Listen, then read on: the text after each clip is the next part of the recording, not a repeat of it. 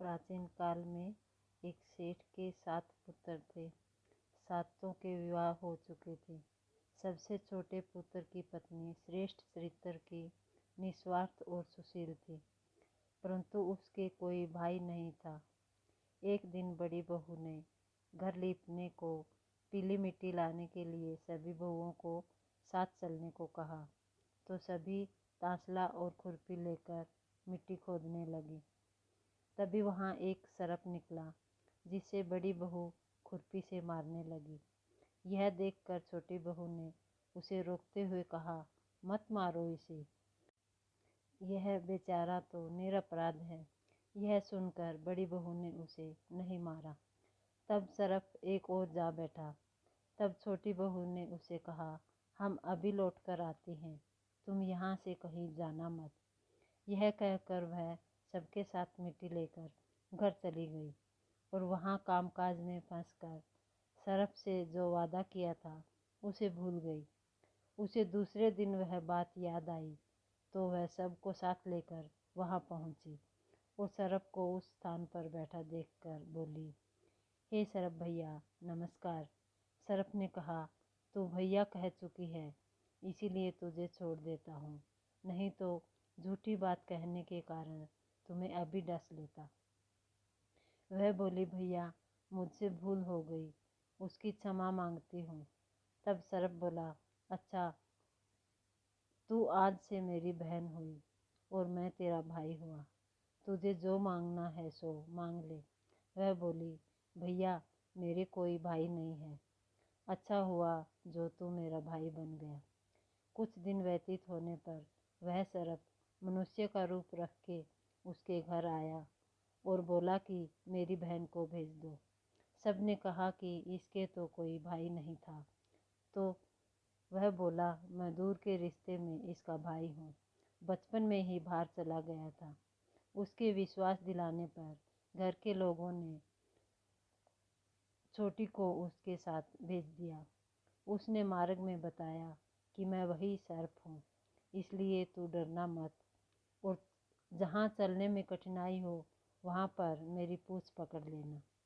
उसके कहे अनुसार ही किया और इस प्रकार वह उसके घर पहुँच गई। वहाँ के धन ऐश्वर्य को देखकर वह चकित हो गई। एक दिन सर्प की माता ने उससे कहा, मैं एक काम से बाहर जा रही हूँ, तू अपने भाई को ठंडा दूध पिला देना। उसे यह बात ध्यान न रही और उसने गर्म दूध पिला दिया, जिससे उसका मुंह बुरी तरह से जल गया। यह देखकर सर्प की माता बहुत क्रोधित हुई, परंतु सर्प के समझाने पर शांत हो गई। तब सर्प ने कहा कि बहन को अब उसके घर भेज देना चाहिए। तब सर्प और उसके पिता ने उसे बहुत सा सोना चांदी, जेवरात, वस्त्र, आभूषण आदि देकर उसके घर पहुंचा दिया। इतना ढेर सारा धन देखकर बड़ी बहू ने ईर्ष्या से कहा, भाई तो बड़ा धनवान है, तुझे तो उससे और भी धन लेना चाहिए था। सबने यह वचन सुना तो सब वस्तुएं सोने की लाकर दी। यह देखकर बड़ी बहू ने कहा, इन्हें झाड़ने की झाड़ू भी सोने की होनी चाहिए। तब सर्प ने झाड़ू भी सोने की लाकर रख दी। सर्प ने छोटी बहू को हीरो मणियों का एक अद्भुत हार दिया था। उसकी प्रशंसा उस देश की रानी ने भी बहुत सुनी थी और वह राजा से बोली कि सेठ की छोटी बहू का हार यहाँ आना चाहिए। राजा ने मंत्री को हुक्म दिया कि उससे वह हार लेकर शीघ्र उपस्थित हों। मंत्री ने सेठ जी से जाकर कहा, महारानी छोटी बहू का हार पहनेंगी, वह उसे लेकर मुझे दे दो। सेठ जी ने डर के कारण छोटी बहू से हार मांग कर दे दिया। छोटी बहू को यह बात बहुत बुरी लगी। उसने अपने भाई सर्प को याद किया और आने पर प्रार्थना की, भैया रानी ने मेरा हार छीन लिया है, तुम कुछ ऐसा करो कि जब वह हार उसके गले में रहे तब तक के लिए सर्प बन जाए और जब वह मुझे लौटा दे तब हीरो और मणियों का हो जाए। सर्प ने ठीक वैसा ही किया। जैसे ही रानी ने हार पहना, वह हार वैसे ही सर्प बन गया। यह देखकर रानी चीख पड़ी और रोने लगी। यह देखकर राजा ने सेठ के पास खबर भेजी कि छोटी बहू को तुरंत भेजो। सेठ जी डर गए कि राजा न जाने क्या करेगा। वे स्वयं छोटी बहू को साथ लेकर उपस्थित हुए। राजा ने छोटी बहू से पूछा, तुमने क्या जादू किया है? मैं तुझे दंड दूंगा। छोटी बहू बोली, राजन, दृष्टता के लिए क्षमा कीजिए। यह हार ऐसा ही है कि मेरे गले में हीरों और मणियों का होता है और दूसरे के गले में सर्प बन जाता है। यह सुनकर राजा ने वह सर्प बना हुआ हार उसे देकर कहा, अभी पहन कर दिखाओ। छोटी बहू ने जैसे ही उसे पहना वैसे ही हीरों और मणियों का हो गया।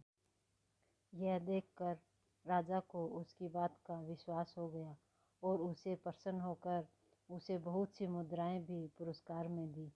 छोटी बहू वह अपने हार और इन सभी सामान सहित घर लौट आई।